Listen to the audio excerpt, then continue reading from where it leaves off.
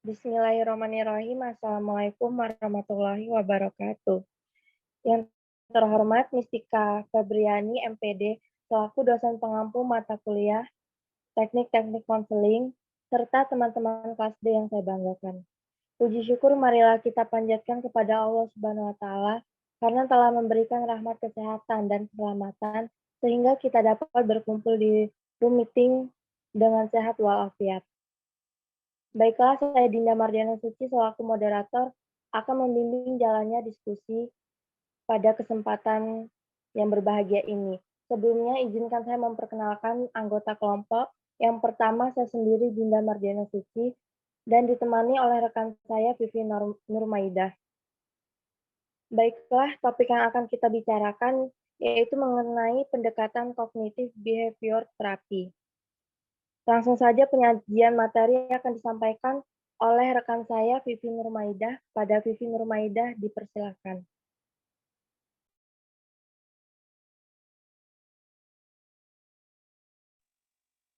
Pandangan tentang manusia. Pendekatan rasional emotif behavior therapy (REBT) memandang manusia sebagai individu yang didominasi oleh sistem berpikir dan sistem perasaan yang berkaitan dalam sistem psikis individu.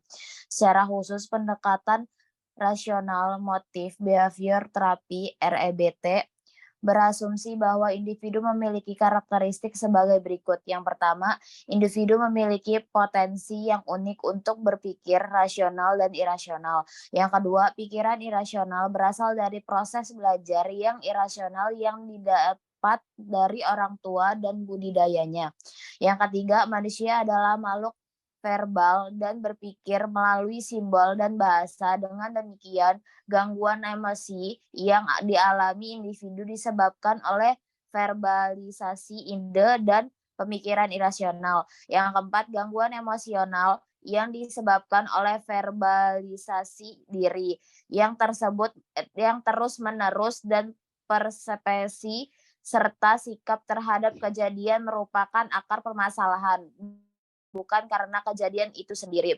Yang kelima, individu memiliki potensi untuk mengubah arah hidup personal dan sosialnya. Yang keenam, pikiran dan perasaan yang negatif dan merusak diri dapat diserang dengan mengorganisasikan kembali persepsi dan pemikiran sehingga menjadi logis dan rasional. Konsep dasar. Yang pertama, asumsi dasar. Yang kedua, rasionalitas sebagai filosofi personal. Yang ketiga, proses berpikir. Yang keempat, teori ABC. Tujuan konseling. Tujuan utama konseling dengan pendekatan rasional motif behavior therapy (REBT) adalah membantu individu menyadari bahwa mereka dapat hidup dengan lebih rasional dan lebih produktif. Rasional motif behavior therapy (REBT) mengajarkan individu untuk mengoreksi kesalahan berpikir untuk mereduksi emosi yang tidak diharapkan. Selain itu, rasional motif behavior terapi membantu individu untuk mengubah kebiasaan pikiran dan tingkah laku yang merusak diri. Peran dan fungsi konselor. Peran konselor dapat pendekatan rasional motif behavior terapi adalah satu, aktif, reaktif, yaitu mengambil peran lebih banyak untuk memberikan penjelasan terutama pada awal konseling. Yang kedua, mengonfirmasi pikiran irasional konseling secara langsung. Yang ketiga, menggunakan berbagai teknik untuk menstimulus konseling untuk berpikir dan mendidik kembali diri konseling sendiri. Yang keempat, secara terus-menerus menyerang pemikiran rasional konseling. Yang kelima, mengajak konseling untuk mengatasi masalahnya dengan kekuatan berpikir bukan emosi. Yang keenam, bersifat didaktif. Saya kembalikan ke moderator. Baiklah, terima kasih kepada rekan saya Pipi Nurmaidah telah menyajikan materi pertama. Selanjutnya akan saya lanjutkan mengenai tahap-tahap konseling. Terdiri dari 3. Tahap 1, proses di mana konseli diperlihatkan dan disadarkan bahwa mereka tidak logis dan irasional. Tahap yang kedua, pada tahap ini konseli dibantu untuk yakin bahwa pemikiran dan perasaan negatif tersebut dapat ditantang dan diubah. Tahap ketiga, yaitu tahap akhir, konseli dibantu untuk secara terus-menerus mengembangkan pikiran rasional, serta mengembangkan filosofi hidup yang rasional, sehingga konseli tidak terjebak pada masalah yang disebabkan oleh pemikiran irasional. Selanjutnya, teknik-teknik konseling. Yang pertama, teknik kognitif. Teknik kognitif terdiri dari dispute kognitif atau cognitive disputation. Teknik untuk melakukan cognitive disputation adalah dengan bertanya. B. Analisis rasional. Rasional analisis. Teknik untuk mengajarkan konseli bagaimana membuka dan mendebat keyakinan irasional. Yang C. Dispute standar ganda atau double standard dispute, mengajarkan konseli melihat dirinya memiliki standar ganda tentang diri, orang lain, dan lingkungan sekitar. Yang D. Skala katastrofi atau katastrofi scale, membuat proporsi tentang peristiwa-peristiwa yang menyakitkan. Yang E.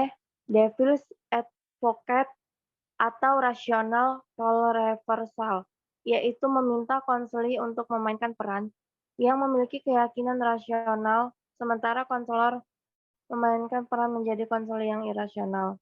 Yang F. Membuat frame ulang atau reframing, mengevaluasi kembali hal-hal yang mengecewakan dan tidak menyenangkan dengan mengubah frame berpikir konseli. Selanjutnya,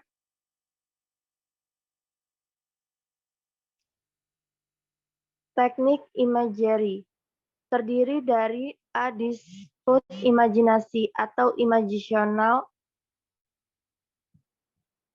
disputation. Strategi imaginal disputation melibatkan penggunaan imaginary. Setelah melakukan dispute secara verbal, konselor meminta konseli untuk membayangkan dirinya kembali pada situasi yang menjadi masalah dan melihat apakah emosinya telah berubah.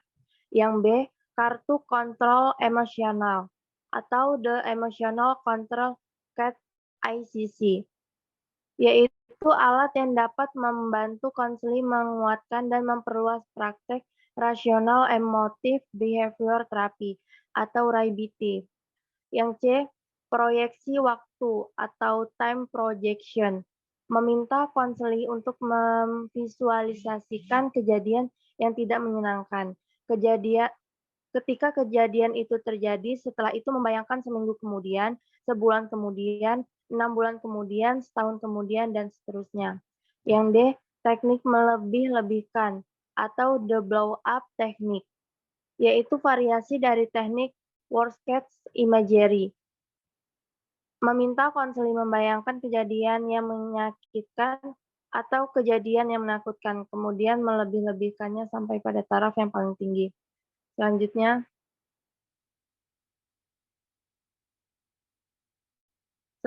teknik behavioral meliputi dispute tingkah laku atau behavioral disputation.